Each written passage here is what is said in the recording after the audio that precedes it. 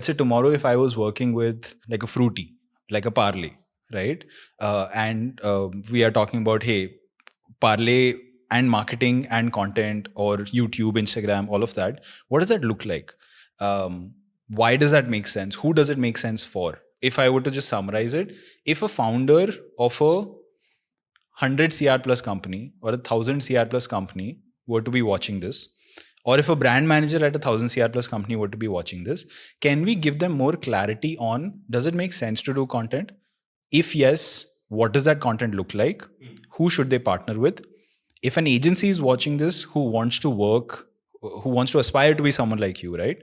Who wants to work with those brands, this is an entirely new vertical that people have not even thought about, right? You are the first person that I have met, at least, who's thinking in this direction, right? Because this is like a very mainstream media direction. What does that look like? So can we sort of bridge those two gaps for both sides of the coin, of not just the people providing that agency, providing that service, but also the people who that service is for? Let me try to slightly zoom out and give you a perspective of how two worlds of agency business that we can see, at least for now, at least in India. And let's keep the brand aside. So there are, let's call it traditional legacy advertising business, who always focused on the larger pie where the money was flowing, which is TVCs, which is billboards, which is majorly TVCs, billboards, and brand endorsements in one era. Then the money trickled down to your OTT, brand, movie endorsements, influencer marketing, and all. Then the money is right now trickling down to your Instagrams, YouTube of the world. Is what anyone will think. That's the word. And I used to also think that. When you zoom out, you will see two different India. You will see a Bangalore in India, which is such a bubble where you will meet 10 people who are shouting YouTube, YouTube, YouTube, Insta, Insta, Insta so much that you will start feeling that, hey, it's a big pie. But if you zoom out, go to a Kabban Park, spend one day, not pick up anyone's phone call, open your Excel sheet and just start writing. How many clients, how much ticket, how much ticket, how much ticket, 10 CR, 20 CR, उसके ऊपर ना दिखना बंद हो जाएगा. ठीक है. First. Second, I think the worst way to build any business is to build bottom up. Bottom up is basically YouTube चल रहा है, Insta चल रहा है, let me build a business. That is the best way to build a trend money maker.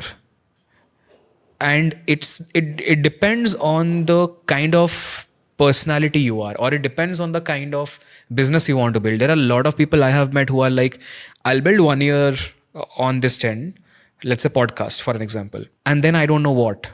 And it's okay. It's absolutely okay for you to have that awareness. But what is not okay? You cannot tell me that I want to become a group M by strategy, where my strategy of go-to market is a podcast for 1 year. Because I'll tell you, Group M is apparently Asia's largest digital advertising company. I don't know the numbers, but I'm pretty fairly confident they're above 1200 CR per year. And they're mammoth, like massive. World ki largest mein, so like your Ernst & Young and all big fours are there. There are your Publicis Group A, there is your WPP. This is what Sanand was talking about, those holding companies. Holding companies. Right. So a Publicis will be having 400, 500 companies under them. Right. In India, they might be having 80 companies under them and all. Massive mammoth. There were these multiple eras. When you zoom out, you will see it's pretty weird and it's pretty odd.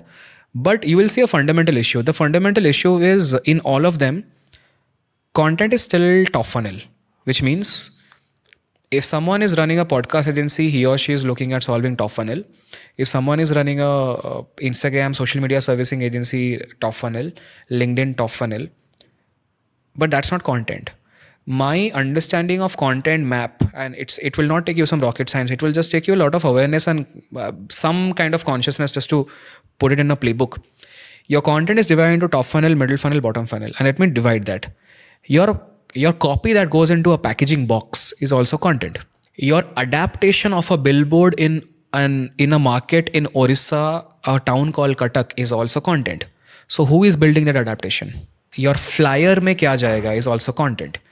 What will go in in that email, in that push notification, in that banner of that app, top pay, what will go into the second banner?